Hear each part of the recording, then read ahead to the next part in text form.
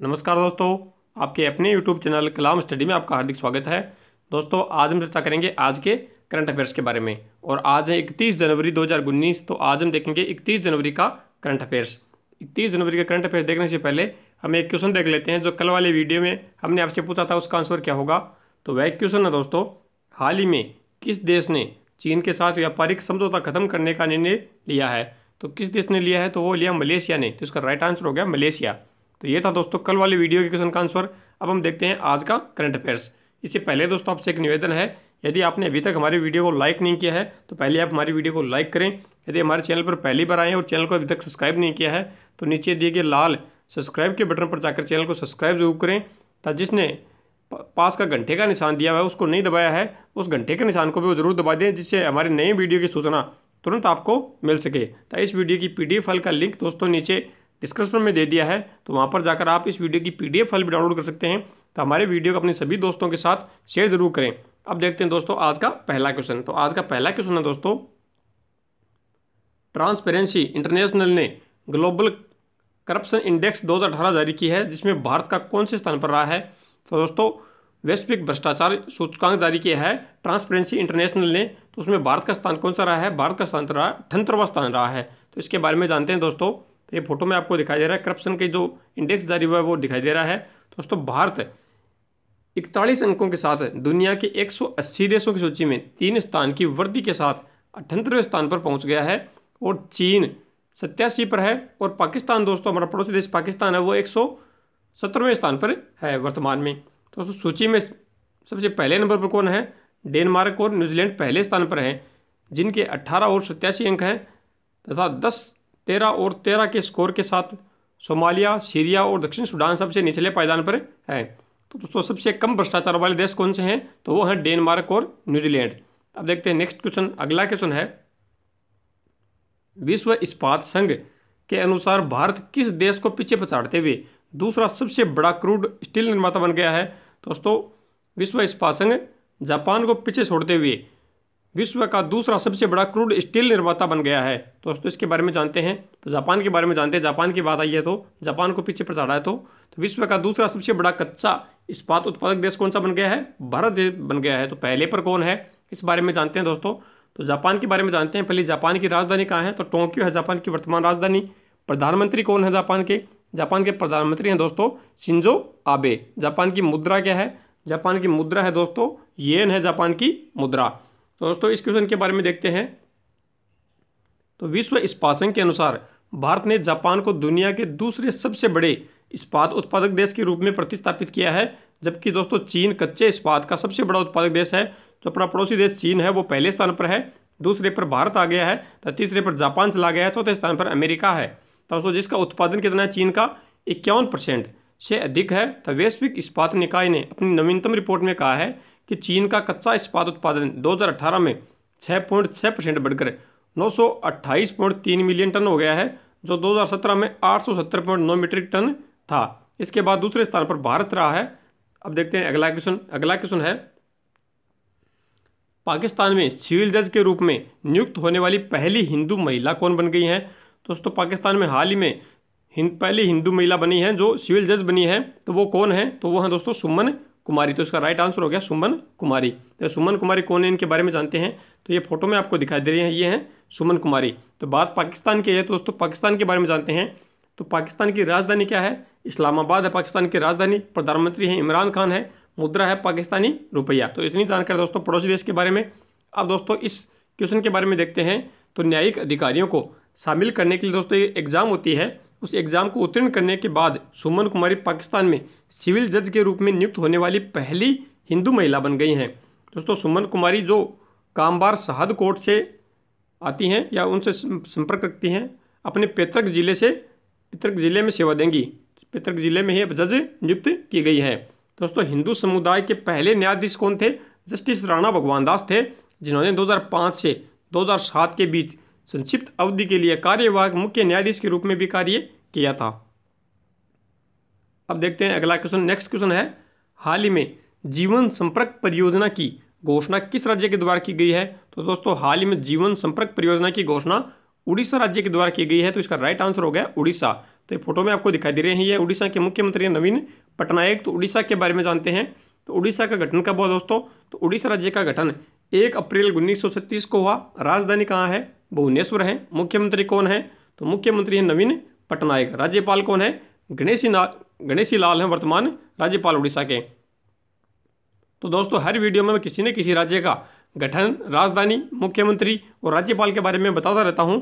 इसके बारे में हम एक अलग से वीडियो बनाएंगे, लेकिन दोस्तों आप सभी को नोट कर लिया करें नोटबुक में, जिससे ये इतनी जानकारी आपको हर राज्य के बारे में याद हो जाए।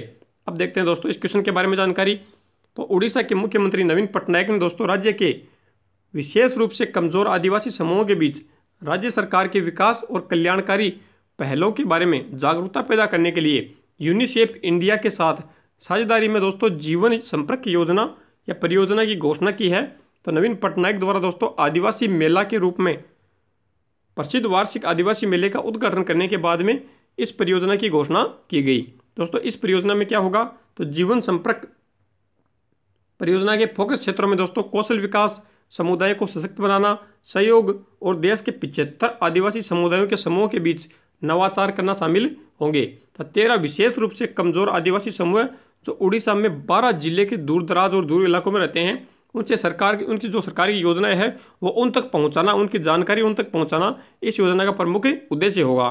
तो अगला क्वेश्चन है, नागरिक उड्डयन मंत्रालय ने कहाँ पर देश का पहला भौगोलिक संकेत स्टोर यानी GI स्टोर खोला गया है या लॉन्च किया गया है? दोस्तों कहाँ पर किया गया है?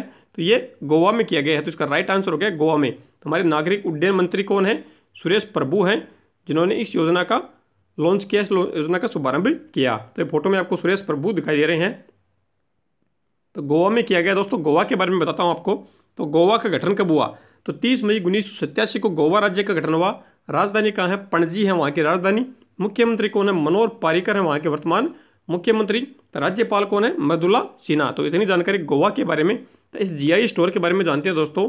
तो नागरिक उड्डयन मंत्रालय ने गोवा में डाबोलिम अंतर्राष्ट्रीय हवाई अड्डे पर देश का पहला भौगोलिक संकेत स्टोर यानी GI स्टोर लॉन्च किया है।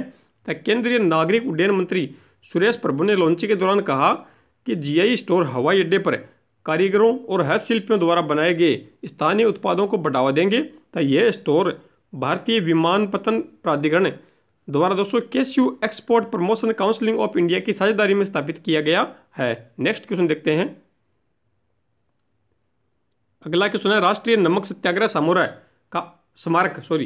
राष्ट्रीय नमक सत्याग्रह स्मारक का उद्घाटन किसने किया है? दोस्तों हाल ही में दांडी में राष्ट्रीय नमक सत्याग्रह स्मारक का उद्घाटन हमारे प्रधानमंत्री श्री नरेंद्र मोदी ने किया है। तो इसके बारे में जानते हैं। तो ये फोटो में आप देखिए, राष्ट्रीय नमक स्मारक नेशनल साल्ट सत्याग्रह मेमोरियल की फोटो दिखाई दे रही है आपको। इसके बारे में जानते हैं दोस्तों। तो इस स्मारक में दोस्तों महात्मा गांधी और ऐतिहासिक दांडी नामक यात्रा के दौरान उनके साथ शामिल 80 सत्याग्रहियों की प्रतिमाएं हैं इस स्मारक में। तो स्मारक में दोस्तों 1930 की ऐतिहासिक नमक यात्रा की विभिन्न घटनाओं के और कहानियों को चित्रित करने वाले 24 भित्ति चित्र भी इसमें शामिल हैं। तो नमक सत्याग्रह को दोस्तों 1930 की दांडी यात्रा के नाम से जाना जाता है और भारत के स्वाधीनता आंदोलन के इतिहास में ये एक महत्वपूर्ण घटना है। तो इसका शुभारंभ दोस्तों कब किया गया?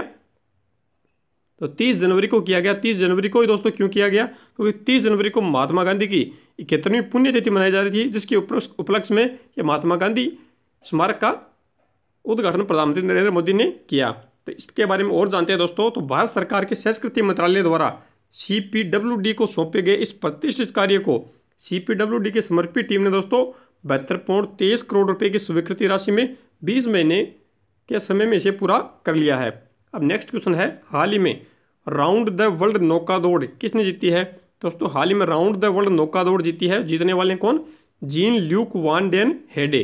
तो ये इसका राइट आंसर होगा जीन ल्यूक वान डेन हेडे। तो ये कौन है, इनके बारे में जानते हैं। तो फोटो में आपको दिखाई दे रहे हैं, ये है जीन ल्यूक वान डेन हेडे। तो इस दौड़ के बारे में जानते हैं दोस्तों। तो ये फ्रांसीसी नाविक हैं, फ्रांस के हैं। जीन ल्यूक वान डेन हेडे ने दोस्तों आधुनिक उपकरणों के साथ समुद्र में अकेले 212 दिनों के बाद राउंड द वर्ल्ड नौका दौड़ जीती है। 73 वर्षीय व्यक्ति ने दोस्तों दुनिया का अपना छठा पूर्व निर्धारण पूरा किया है।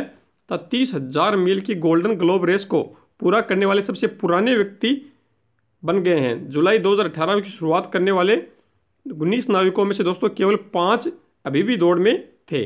अब देखते हैं नेक्स्ट क्वेश्चन अगला है दोस्तों, दुनिया के सबसे अभिनव देशों की सूची 2019 ब्लूमबर्ग इनोवेशन इंडेक्स में भारत कौन से स्थान पर रहा है। दोस्तों ब्लूमबर्ग इनोवेशन इंडेक्स के द्वारा यह सूची जारी की गई है, जिसमें दुनिया के सबसे अभिनव देशों की सूची में भारत का 54वां स्थान रहा है। इसमें 60 देश शामिल किए गए थे, जिसमें से भारत का स्थान कौन सा रहा है, 54वां रहा है। तो इसके बारे में जानते हैं दोस्तों। तो फोटो में द ब्लूमबर्ग इनोवेशन इंडेक्स देख पा रहे हैं आप, तो इसके बारे में जानते हैं। तो ब्लूमबर्ग की 2019 की सूची में दोस्तों भारत को पहली बार दुनिया के सबसे अभिनव देशों की सूची ब्लूमबर्ग इनोवेशन इंडेक्स में स्थान दिया गया है। दोस्तों भारत ने 60 अर्थव्यवस्थाओं के इनोवेशन इंडेक्स में 100 में से 47.93 अंक के साथ 54वां स्थान हासिल किया है। दोस्तों 87.38 के कुल स्कोर के साथ दक्षिण कोरिया लगातार 6ठी बार सूचकांक में पहले स्थान पर है। इसके बाद जर्मनी और फिनलैंड दूसरे और तीसरे स्थान पर क्रमशः बने हुए हैं। अगला क्वेश्चन देखते हैं। अगला क्वेश्चन है, हाल ही में किस राज्य ने अपना पहला ट्यूलिप गार्डन खोलने को मंजूरी दे दी है। दोस्तों हाल ही में दोस्तों उत्तराखंड राज्य ने अपना पहला ट्यूलिप गार्डन खोलने को मंजूरी दे दी है। तो उत्तराखंड के बारे में जानते हैं। तो ट्यूलिप गार्डन क्या होता है इसके बारे में जानते हैं। तो फोटो में दोस्तों ये जो फूलों का गार्डन होता है, अलग अलग प्रकार के फूल जिस गार्डन में होते हैं उसे ट्यूलिप गार्डन कहते हैं। तो उत्तराखंड ने इसको खोलने को मंजूरी दे दी है। तो इसके बारे में जानते हैं। तो उत्तराखंड का गठन दोस्तों कब हुआ, तो 3 नवंबर 2000 को उत्तर प्रदेश से अलग होकर उत्तराखंड राज्य का गठन किया गया। राजधानी कहाँ है, तो देहरादून इसकी वर्तमान राजधानी है। मुख्यमंत्री कौन है, तो त्रिवेंद्र सिंह रावत है इसके वर्तमान मुख्यमंत्री।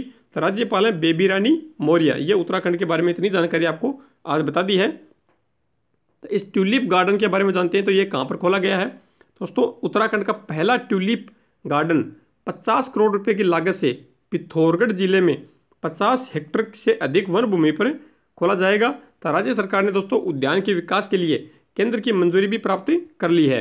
दोस्तों ONGC द्वारा विकसित किया जाना इसे, तो इसे कॉरपोरेट सामाजिक जिम्मेदारी कार्यक्रम के तहत प्रस्तावित ट्यूलिप गार्डन श्रीनगर में स्थित देश का बाद दूसरा होगा। मतलब पहला कहाँ पर खोला गया है, देश का पहला दोस्तों श्रीनगर में खोला गया है। तो दूसरा ट्यूलिप गार्डन उत्तराखंड में खोला जा रहा है।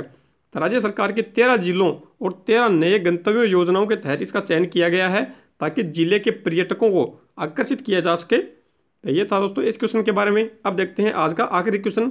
तो वह क्वेश्चन है दोस्तों महत्वपूर्ण क्वेश्चन है, केबल स्टैंड अटल सेतु का उद्घाटन हाल ही में किस राज्य में किया गया है।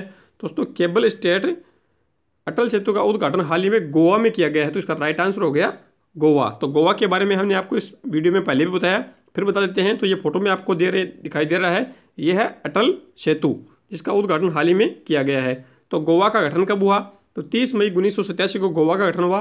राजधानी है पणजी, मुख्यमंत्री है मनोहर पारीकर, राज्यपाल कौन है मृदुला सिन्हा। तो इतनी जानकारी दोस्तों गोवा के बारे में।